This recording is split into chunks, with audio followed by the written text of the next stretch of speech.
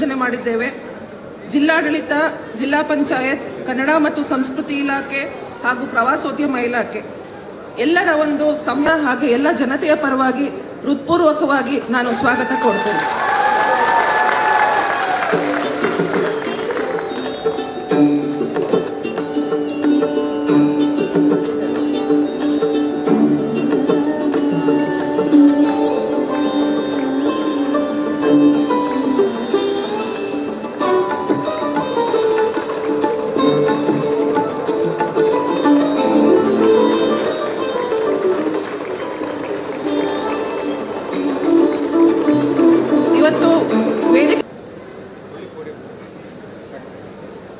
ಅಂತೇಳಿ ನಾವು ತೀರ್ಮಾನ ಮಾಡಿದಂಥ ಸಂದರ್ಭದಲ್ಲಿ ಭಾರಿ ಮಳೆಯಿಂದ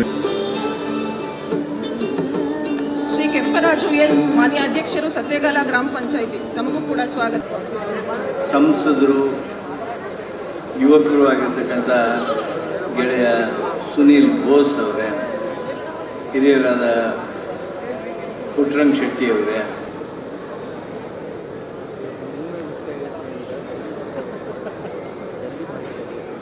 ಎಲ್ರಿಗೂ ನಮಸ್ಕಾರ.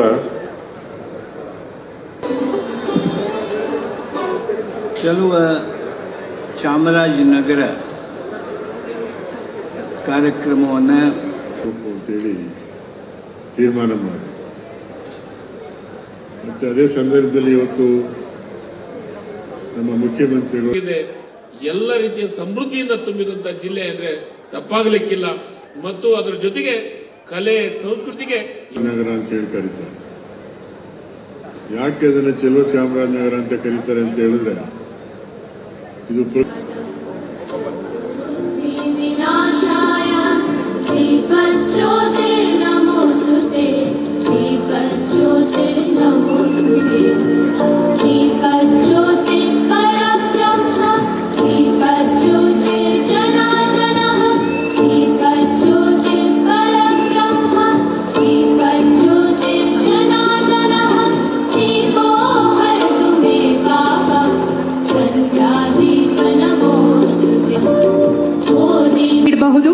ಈಗ ಜನಪದ ಲೋಕದ ಜನಪ್ರಿಯ ವಾದ್ಯವಾಗಿರುವಂತಹ ಡೋಲನ್ನ ಬಾರಿಸುವ ಮೂಲಕ ಸನ್ಮಾನ್ಯ ಮುಖ್ಯಮಂತ್ರಿಗಳು ಇಂದಿನ ಕಾರ್ಯಕ್ರಮಕ್ಕೆ ವಿದ್ಯುಕ್ತ ಚಾಲನೆಯನ್ನ ನೀಡಬೇಕಾಗಿ ವಿನಂತಿಸಿಕೊಳ್ತಾ ಇದ್ದೀವಿ.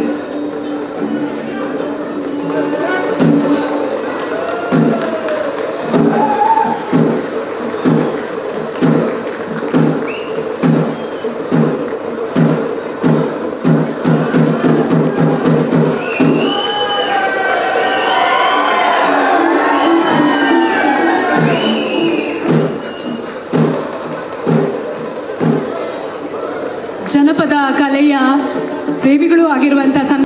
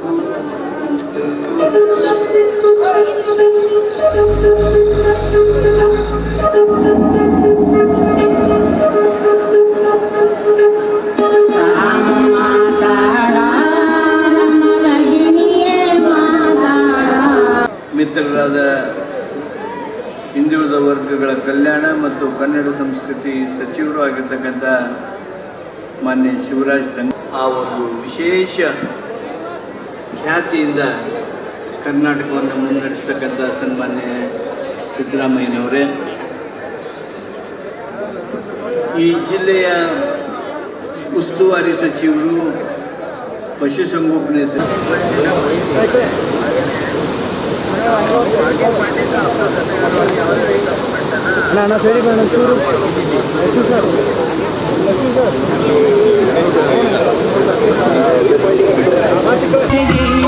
ಮಾಡುವೆ ಭಕ್ತಿಯ ವಂದನೆ.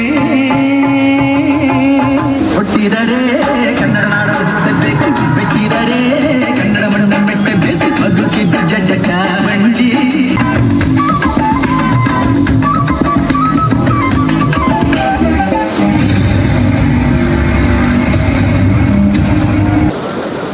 ಸರ್ ಹಾಗೆ ರೀ ಸರ್,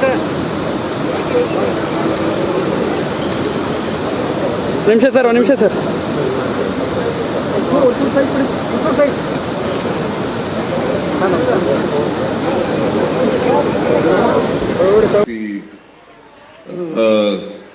ಉತ್ತರ ಕನ್ನಡ ಜಿಲ್ಲೆ, ಶಿವಮೊಗ್ಗ ಜಿಲ್ಲೆ, ಬೆಳಗಾಂ ಜಿಲ್ಲೆ, ಮೈಸೂರು ಜಿಲ್ಲೆ, ಎಲ್ಲ ಜಿಲ್ಲೆಗಳನ್ನು ಕೂಡ ಪ್ರವಾಸೋದ್ಯಮ ಬೆಳವಣಿಗೆ ಮಾಡಲಿಕ್ಕೆ ನಮ್ಮ ಸರ್ಕಾರ ಬದ್ಧವಾಗಿದೆ ಅಂತಕ್ಕಂಥ ಮಾತುಗಳನ್ನು ಈ ಸಂದರ್ಭದಲ್ಲಿ ಹೇಳಲಿಕ್ಕೆ ಬಯಸ್ತಾ ಇದ್ದೀನಿ. ನಾನು ಎಚ್ ಕೆ ಪಾಟೀಲ್ ಹೇಳಿದ್ದೀನಿ, ಈಗಾಗಲೇ 20ರಿಂದ 25ರವರೆಗೆ ಒಂದು ನೀತಿ ಇದೆ.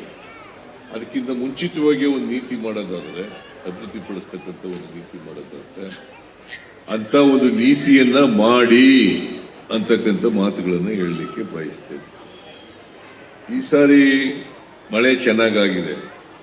ಅದಕ್ಕೂ ಬಹಳ ಜನ ಹೇಳಿದ್ರು ಸಿದ್ದರಾಮಯ್ಯ ಕಾಲ್ಗುಣ ಚೆನ್ನಾಗಿಲ್ಲ. ಎಂಥ ಮೌಢ್ಯಗಳು. ಸಿದ್ದರಾಮಯ್ಯನ ಕಾಲ್ಗುಣ ಚೆನ್ನಾಗಿಲ್ಲ, ಅದಕ್ಕೆ ಮಳೆ ಬರಲಿಲ್ಲ. ಪ್ರಕೃತಿ ವಿಕೋಪದಿಂದ ಮಳೆ ಬರದೇ ಇರ್ತಕ್ಕಂಥದ್ದು ಆಗುತ್ತೆ. ಪ್ರಕೃತಿ ವಿಕೋಪದಿಂದ ಮಳೆ ಬರ್ತದೆ, ಬರಲ್ಲ. ಸಾಮಾನ್ಯವಾಗಿ 4 ವರ್ಷಕ್ಕೊಮ್ಮೆ 5 ವರ್ಷಕ್ಕೊಮ್ಮೆ ಕರ್ನಾಟಕದಲ್ಲಿ ಬರ ಬರ್ತಕ್ಕಂಥದ್ದನ್ನು ನಾವು ನೋಡ್ತೀವಿ. ಹಿಂದೇನೂ ಕೂಡ ಬಂದಿದೆ ಬರಗಾಲ. ಕಳೆದ ವರ್ಷನೂ ಕೂಡ ಬರಗಾಲ ಇತ್ತು. ಆದರೆ ಈ ವರ್ಷ ನಮ್ಮ ಈ ವಾಡಿಕೆ ಮಳೆಗಿಂತ ಹೆಚ್ಚು ಮಳೆ ಬಿದ್ದುಬಿಟ್ಟದೆ. ಈಗ ನೋಡಿ, KRS ಗಲಾಟೆ ನಮಗೂ ತಮಿಳುನಾಡಿಗೂ ಕಳೆದ ವರ್ಷ ಬಹಳ ವಿವಾದ ನಡೀತಾ ಇತ್ತು.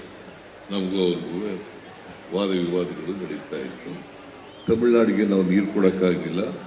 ಒಟ್ಟು 81 TMC ನೀರು ಮಾತ್ರ ಕೊಡ್ಲಿಕ್ಕೆ ಸಾಧ್ಯ. ನಾವು ಸುಪ್ರೀಂ ಕೋರ್ಟ್ನವರ ಆದೇಶದ ಪ್ರಕಾರ 177.25 TMC ನೀರನ್ನು ಕೊಡಬೇಕು. ಈಗಾಗಲೇ ನಾನು ಕೇಳಿದೆ ಚೀಫ್ ಇಂಜಿನಿಯರ್ಗೆ, ಕಾವೇರಿ ನೀರಾವರಿ ನಿಗಮದ ಅಧ್ಯಕ್ಷರಿಗೆ ಕೇಳಿದೆ. ಈಗಾಗಲೇ 149 TMC ನೀರು ಹರಿದೋಗ್ಬಿಟ್ಟಿದೆ ಬೆಳಿಗುಂಡ್ಲು. ಇನ್ನು ಬರೀ 28 TMC ಕೊಟ್ಬಿಟ್ರೆ ಈ ವರ್ಷದ ಮುಗಿದೋಯ್ತು. ಸೊ KRS ಮತ್ತೆ ಕಬಿನಿ ಜಲಾಶಯಗಳು ತುಂಬಿರೋದ್ರಿಂದ ಇದು ಕೂಡ ಬರಚುಕ್ಕಿನೂ ಕೂಡ ತುಂಬಿ ಆಗುತ್ತೆ. ಬರಚುಕ್ಕಿ ನಲಿತ ಇರಬೇಕಾದ್ರೆ, ಅದರ ಸೊಗಸು ನಾವು ಕಾಣಬೇಕಾದ್ರೆ ಕಬಿನಿ ಮತ್ತು KRS ತುಂಬಬೇಕು. ಈ ವರ್ಷ ತುಂಬಿರೋದ್ರಿಂದ ಬರಚುಕ್ಕಿ ಇವತ್ತು ಆಕರ್ಷಣೀಯವಾಗಿ ಕಾಣಲಿಕ್ಕೆ ಸಾಧ್ಯ ಆಗ್ತದೆ. ಅದಕ್ಕೋಸ್ಕರವಾಗಿ ಇವತ್ತು ಬರಚುಕ್ಕಿ ಜಲಪಾತೋತ್ಸವ ಅನ್ನು ಮಾಡ್ತಾ ಇದ್ದೀವಿ. ಜಲಪಾತ ಪ್ಲಸ್ ಉತ್ಸವ, ಅದು ಜಲಪಾತೋತ್ಸವ ಆಗ್ಬಿಟ್ಟಿದೆ. ಸೊ ಅದರಿಂದ ಇಂಥ ಒಂದು ಜಲಪಾತ ಇರ್ತಕ್ಕಂಥದ್ದು ಇದು ಚಾಮರಾಜನಗರ ಜಿಲ್ಲೆಯಲ್ಲಿದೆ.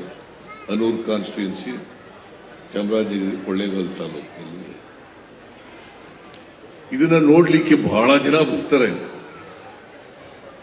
ಈಗಾಗಲೇ ನಾವು ಜಲಪಾತ ರೂಪದಲ್ಲಿ 5 ಕೋಟಿ ರೂಪಾಯಿಗಳನ್ನು ಖರ್ಚು ಮಾಡಿ ಅನೇಕ ಅಭಿವೃದ್ಧಿ ಕೆಲಸಗಳನ್ನು ಮಾಡಿದ್ದೀವಿ. ಇನ್ನೂ 2.5 ಕೋಟಿ ರೂಪಾಯಿ ಬೇಕು ಅಂತ ಹೇಳ್ತಾರೆ. ಅದನ್ನು ಕೂಡ 2.5 ಕೋಟಿ ರೂಪಾಯಿಯನ್ನು ನಮ್ಮ ಸರ್ಕಾರ ಕೊಡ್ತದೆ ಅಂತಕ್ಕಂಥ ಮಾತುಗಳನ್ನು ಈ ಸಂದರ್ಭದಲ್ಲಿ ಹೇಳಲಿಕ್ಕೆ ಬಯಸ್ತೇನೆ. ಈಗ ಪಕ್ಕದಲ್ಲಿ ಗಗನಚುಕ್ಕಿ ಇದೆ, ಪಕ್ಕದಲ್ಲಿ ಗಗನಚುಕ್ಕಿ, ಅದೇ ಮಳವಳ್ಳಿ ತಾಲೂಕು, ಮಂಡ್ಯ ಜಿಲ್ಲೆ. ಇವೆರಡಕ್ಕೂ ಒಂದು ಎಂಥದ್ದು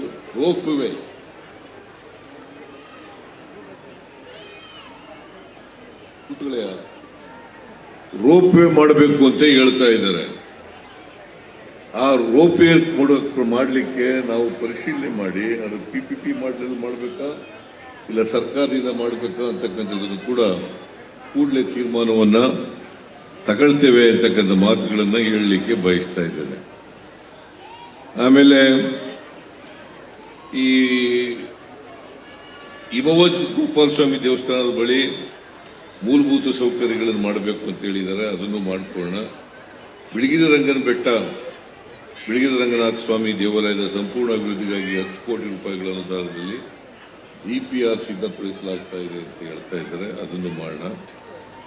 ಆಮೇಲೆ ಪ್ರವಾಸಿಗರನ್ನು ಜಿಲ್ಲೆಗೆ ಹೆಚ್ಚಾಗಿ ಸೆಳೆಯಲು ಹುಲಿ ಪ್ರವಾಸೋದ್ಯಮದ ಜೊತೆಗೆ ಸರ್ಕ್ಯೂಟ್ಗಳನ್ನು ಅಭಿವೃದ್ಧಿಪಡಿಸಲಾಗುವುದು ಅಂತ ಹೇಳ್ತಾ ಇದ್ದಾರೆ, ಅದನ್ನು ಕೂಡ ಮಾಡ್ತಾ ಇದ್ದೇನೆ.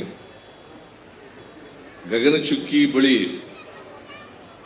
ರೋಪ್ ವೇ ಬ್ರಿಡ್ಜ್ ನಿರ್ಮಿಸಲು ಕ್ರಮ ಕೈಗೊಳ್ಳಲಾಗುವುದು ಅಂತ ಹೇಳ್ತಾ ಇದ್ದಾರೆ, ಅದನ್ನು ಮಾಡೋಣ. ಯಾಕಂತಂದ್ರೆ ಇಲ್ಲಿಗ ಬರಚುಕ್ಕಿ ಬಂದವರು ಗಗನಚುಕ್ಕಿಗೂ ಹೋಗೋಕ್ಕೆ ಅನುಕೂಲ ಆಗ್ತದೆ. ಆ ಕಾರಣದಿಂದ ಪಕ್ಕದಲ್ಲೇ ಇರೋದ್ರಿಂದ ಅದು ಬೇರೆ ಬೇರೆ ಜಿಲ್ಲೆಗಳು, ಚಾಮರಾಜನಗರ ಜಿಲ್ಲೆ, ಮಂಡ್ಯ ಜಿಲ್ಲೆ, ಆದರೂ ಕೂಡ ರೋಪ್ ವೇ ಮಾಡಲಿಕ್ಕೆ ಯಾವುದೇ ತೊಂದರೆ ಇಲ್ಲ ಅಂತಕ್ಕಂಥ ಮಾತುಗಳನ್ನು ಹೇಳಲಿಕ್ಕೆ ಬಯಸ್ತಾ ಇದ್ದೇನೆ. ಸುವರ್ಣವತಿ ಜಲಾಶಯ, ಇಲ್ಲಿ ಸುವರ್ಣವತಿ ಜಲಾಶಯ ಇದೆ ಚಾಮರಾಜನಗರದ, ಅಲ್ಲಿ ಜಲಸಾಹಸ ಕ್ರೀಡೆಗಳನ್ನು ಅಭಿವೃದ್ಧಿಪಡಿಸಬೇಕು ಅಂತ ಹೇಳಿದ್ದಾರೆ, ಅದನ್ನು ಕೂಡ ಮಾಡಿ. ಮಂಜುನಾಥ್ ಕಾನ್ಸ್ಟಿಟ್ಯೂನ್ಸಿನಲ್ಲಿ ಈ ಬರಚುಕ್ಕಿ ಇದೆಯಲ್ಲ, ಇದರ ಅಭಿವೃದ್ಧಿ ಸಂಪೂರ್ಣ ಮಾಡಿಸಿ ಹೆಚ್ಚು ಪ್ರವಾಸಿಗರನ್ನ ಕಳೀತಕ್ಕಂಥ ಜನ ನೋಡಲಿಕ್ಕೆ ಬರ್ತಕ್ಕಂಥವ್ರಿಗೆ ಹೆಚ್ಚು ಜನ ಮಾಡಲಿಕ್ಕೆ ಕರ್ನಾಟಕದಲ್ಲಿ ಪ್ರವಾಸೋದ್ಯಮ ಮಾಡಲಿಕ್ಕೆ ಹೇರಳವಾದಂಥ ಅವಕಾಶಗಳಿದ್ದಾವೆ. ಆದರೆ ನಾವು ಅದನ್ನು ಉಪಯೋಗಿಸ್ಕೊಳ್ತಕ್ಕಂಥ ಪ್ರಯತ್ನವನ್ನು ಮಾಡಿಲ್ಲ. ನಮ್ಮ ಸರ್ಕಾರ ಮಾಡ್ತದೆ. ನಾನು HK ಪಾಟೀಲ್ರಿಗೆ ಹೇಳಿದ್ದೀನಿ, ಇದಕ್ಕೆ ಒಂದು ಹೊಸ ನೀತಿಯನ್ನು ಮಾಡಿ ಪ್ರವಾಸೋದ್ಯಮವನ್ನು ಅಭಿವೃದ್ಧಿಪಡಿಸ್ತಕ್ಕಂಥ ಕೆಲಸವನ್ನು ಮಾಡಬೇಕು. ಯಾಕಂದರೆ ಜಗತ್ತಿನಲ್ಲಿ ಅನೇಕ ರಾಷ್ಟ್ರಗಳು ಪ್ರವಾಸೋದ್ಯಮದಿಂದ ಬದುಕಿದವೆ. ಅವರ ಮೇಜರ್ ಆಗಿ ಅವರ ಆದಾಯ ಪ್ರವಾಸೋದ್ಯಮದಿಂದ ಬರ್ತಕ್ಕಂಥದ್ದನ್ನು ಕೂಡ ನಾವು ನೋಡ್ತಾ ಇದ್ದೀವಿ. ಕರ್ನಾಟಕ ರಾಜ್ಯನೂ ಕೂಡ ಪ್ರವಾಸೋದ್ಯಮಕ್ಕೆ ಸೂಕ್ತವಾದಂಥ ರಾಜ್ಯ. ಅದನ್ನು ಎಲ್ಲ ಅವಕಾಶಗಳು ಕೂಡ ಇದ್ದಾವೆ.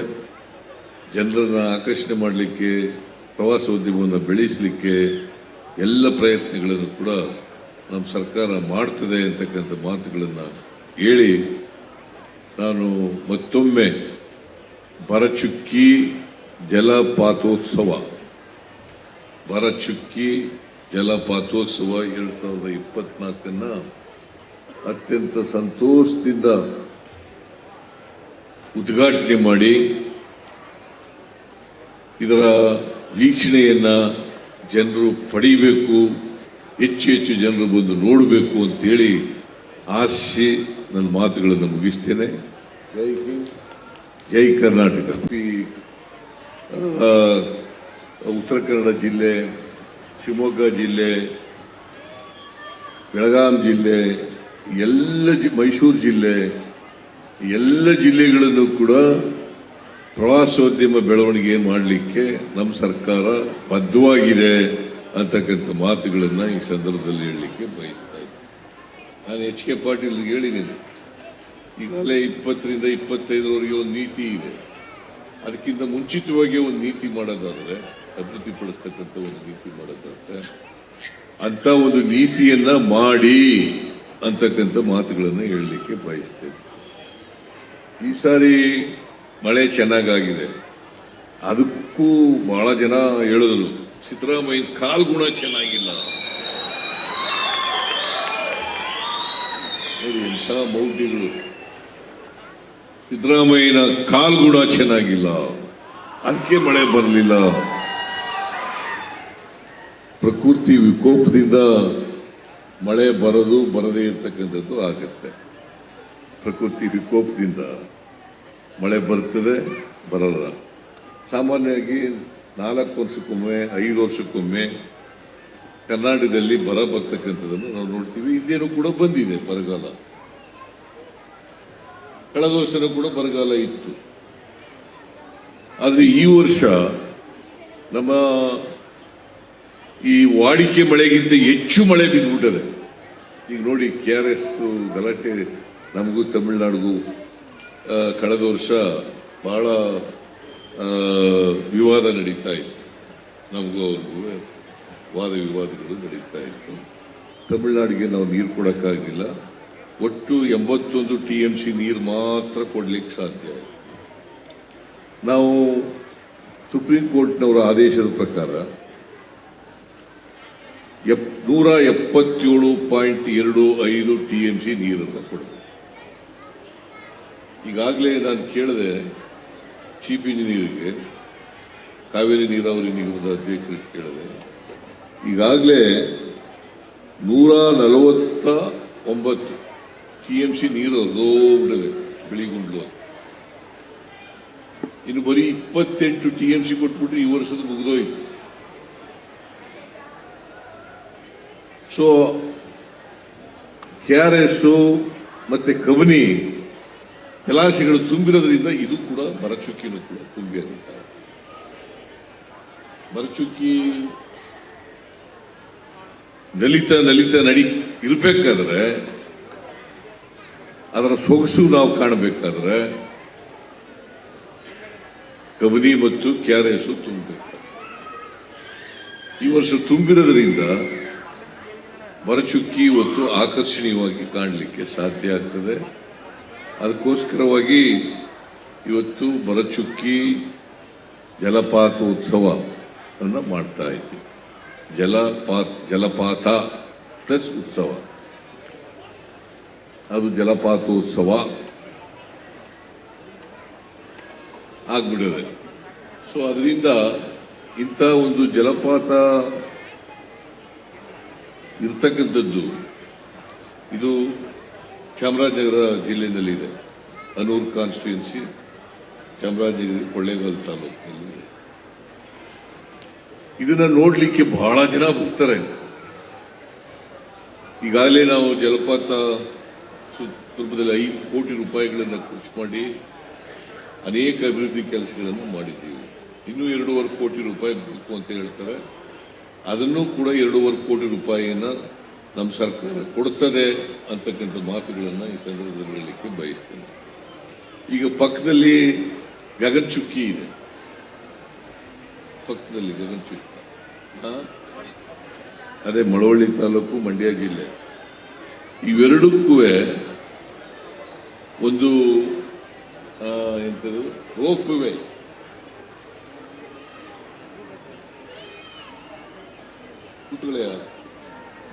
ರೋಪ್ವೇ ಮಾಡಬೇಕು ಅಂತ ಹೇಳ್ತಾ ಇದ್ದಾರೆ. ಆ ರೋಪ್ವೇ ಮಾಡಲಿಕ್ಕೆ ನಾವು ಪರಿಶೀಲನೆ ಮಾಡಿ ಅದು PPP ಮಾಡಬೇಕಾ ಇಲ್ಲ ಸರ್ಕಾರದಿಂದ ಮಾಡಬೇಕಾ ಅಂತಕ್ಕಂಥದ್ದನ್ನು ಕೂಡ ಕೂಡಲೇ ತೀರ್ಮಾನವನ್ನ ತಗೊಳ್ತೇವೆ ಅಂತಕ್ಕಂಥ ಮಾತುಗಳನ್ನು ಹೇಳಲಿಕ್ಕೆ ಬಯಸ್ತಾ ಇದ್ದೇನೆ. ಆಮೇಲೆ ಈ ಹಿಮವದ್ ಗೋಪಾಲಸ್ವಾಮಿ ದೇವಸ್ಥಾನದ ಬಳಿ ಮೂಲಭೂತ ಸೌಕರ್ಯಗಳನ್ನು ಮಾಡಬೇಕು ಅಂತ ಹೇಳಿದ್ದಾರೆ. ಅದನ್ನು ಮಾಡಿಕೊಳ್ಳೋಣ. ಬಿಳಿಗಿರಿ ರಂಗನಾಥ ಸ್ವಾಮಿ ದೇವಾಲಯದ ಸಂಪೂರ್ಣ ಅಭಿವೃದ್ಧಿಗಾಗಿ 10 ಕೋಟಿ ರೂಪಾಯಿಗಳ ಅನುದಾನದಲ್ಲಿ DPR ಸಿದ್ಧಪಡಿಸಲಾಗ್ತಾ ಇದೆ ಅಂತ ಹೇಳ್ತಾ ಇದ್ದಾರೆ. ಅದನ್ನು ಮಾಡೋಣ. ಆಮೇಲೆ ಪ್ರವಾಸಿಗರನ್ನು ಜಿಲ್ಲೆಗೆ ಹೆಚ್ಚಾಗಿ ಸೆಳೆಯಲು ಹುಲಿ ಪ್ರವಾಸೋದ್ಯಮದ ಜೊತೆಗೆ ಸರ್ಕ್ಯೂಟ್ಗಳನ್ನು ಅಭಿವೃದ್ಧಿಪಡಿಸಲಾಗುವುದು ಅಂತ ಹೇಳ್ತಾ ಇದ್ದಾರೆ. ಅದನ್ನು ಕೂಡ ಮಾಡ್ತಾ ಇದ್ದೇನೆ. ಗಗನಚುಕ್ಕಿ ಬಳಿ ರೋಪ್ವೇ ಬ್ರಿಡ್ಜ್ ನಿರ್ಮಿಸಲು ಕ್ರಮ ಕೈಗೊಳ್ಳಲಾಗುವುದು ಅಂತ ಹೇಳ್ತಾ ಇದ್ದಾರೆ. ಅದನ್ನು ಮಾಡೋಣ. ಯಾಕಂತಂದ್ರೆ ಇಲ್ಲಿಗ ಬರಚುಕ್ಕಿ ಬಂದವರು ಗಗನಚುಕ್ಕಿಗೂ ಹೋಗೋಕ್ಕೆ ಅನುಕೂಲ ಆಗ್ತದೆ. ಆ ಕಾರಣದಿಂದ ಪಕ್ಕದಲ್ಲೇ ಇರೋದ್ರಿಂದ ಅದು ಬೇರೆ ಬೇರೆ ಜಿಲ್ಲೆಗಳು, ಚಾಮರಾಜನಗರ ಜಿಲ್ಲೆ, ಮಂಡ್ಯ ಜಿಲ್ಲೆ, ಆದರೂ ಕೂಡ ರೋಪೆ ಮಾಡಲಿಕ್ಕೆ ಯಾವುದೇ ತೊಂದರೆ ಇಲ್ಲ ಅಂತಕ್ಕಂಥ ಮಾತುಗಳನ್ನು ಹೇಳಲಿಕ್ಕೆ ಬಯಸ್ತಾ ಇದ್ದೇನೆ. ಸುವರ್ಣವತಿ ಜಲಾಶಯ, ಇಲ್ಲಿ ಸುವರ್ಣವತಿ ಜಲಾಶಯ ಇದೆ ಚಾಮರಾಜನಗರದ, ಅಲ್ಲಿ ಜಲಸಾಹಸ ಕ್ರೀಡೆಗಳನ್ನು ಅಭಿವೃದ್ಧಿಪಡಿಸಬೇಕು ಅಂತ ಹೇಳಿದ್ದಾರೆ. ಅದನ್ನು ಕೂಡ ಮಾಡಿ. ಮಂಜುನಾಥ್ ಕಾನ್ಸ್ಟಿಟ್ಯೂನ್ಸಿನಲ್ಲಿ ಈ ಭರಚುಕ್ಕಿ ಇದೆಯಲ್ಲ, ಇದರ ಅಭಿವೃದ್ಧಿ ಸಂಪೂರ್ಣ ಮಾಡಿಸಿ ಹೆಚ್ಚು ಪ್ರವಾಸಿಗರನ್ನ ಕಳೀತಕ್ಕಂಥ ಜನ ನೋಡಲಿಕ್ಕೆ ಬರ್ತಕ್ಕಂಥವ್ರು ಹೆಚ್ಚು ಜನ ಮಾಡಲಿಕ್ಕೆ, ಕರ್ನಾಟಕದಲ್ಲಿ ಪ್ರವಾಸೋದ್ಯಮ ಮಾಡಲಿಕ್ಕೆ ಹೇರಳವಾದಂಥ ಅವಕಾಶಗಳಿದ್ದಾವೆ. ಆದರೆ ನಾವು ಅದನ್ನು ಉಪಯೋಗಿಸ್ಕೊಳ್ತಕ್ಕಂಥ ಪ್ರಯತ್ನವನ್ನು ಮಾಡಿಲ್ಲ. ನಮ್ಮ ಸರ್ಕಾರ ಮಾಡ್ತದೆ. ನಾನು HK ಪಾಟೀಲ್ರಿಗೆ ಹೇಳಿದ್ದೀನಿ, ಇದಕ್ಕೆ ಒಂದು ಹೊಸ ನೀತಿಯನ್ನು ಮಾಡಿ ಪ್ರವಾಸೋದ್ಯಮವನ್ನು ಅಭಿವೃದ್ಧಿಪಡಿಸ್ತಕ್ಕಂಥ ಕೆಲಸವನ್ನು ಮಾಡಬೇಕು. ಯಾಕಂದರೆ ಜಗತ್ತಿನಲ್ಲಿ ಅನೇಕ ರಾಷ್ಟ್ರಗಳು ಪ್ರವಾಸೋದ್ಯಮದಿಂದ ಬದುಕಿದ್ದಾವೆ. ಅವರ ಮೇಜರ್ ಆಗಿ ಅವರ ಆದಾಯ ಪ್ರವಾಸೋದ್ಯಮದಿಂದ ಬರ್ತಕ್ಕಂಥದ್ದನ್ನು ಕೂಡ ನಾವು ನೋಡ್ತಾ ಇದ್ದೀವಿ. ಕರ್ನಾಟಕ ರಾಜ್ಯನೂ ಕೂಡ ಪ್ರವಾಸೋದ್ಯಮಕ್ಕೆ ಸೂಕ್ತವಾದಂಥ ರಾಜ್ಯ. ಅದನ್ನು ಎಲ್ಲ ಅವಕಾಶಗಳು ಕೂಡ ಇದ್ದಾವೆ. ಜನರನ್ನು ಆಕರ್ಷಣೆ ಮಾಡಲಿಕ್ಕೆ, ಪ್ರವಾಸೋದ್ಯಮವನ್ನು ಬೆಳೆಸಲಿಕ್ಕೆ ಎಲ್ಲ ಪ್ರಯತ್ನಗಳನ್ನು ಕೂಡ ನಮ್ಮ ಸರ್ಕಾರ ಮಾಡ್ತದೆ ಅಂತಕ್ಕಂಥ ಮಾತುಗಳನ್ನು ಹೇಳಿ, ನಾನು ಮತ್ತೊಮ್ಮೆ ಭರಚುಕ್ಕಿ ಜಲಪಾತೋತ್ಸವ 2024 ಅತ್ಯಂತ ಸಂತೋಷದಿಂದ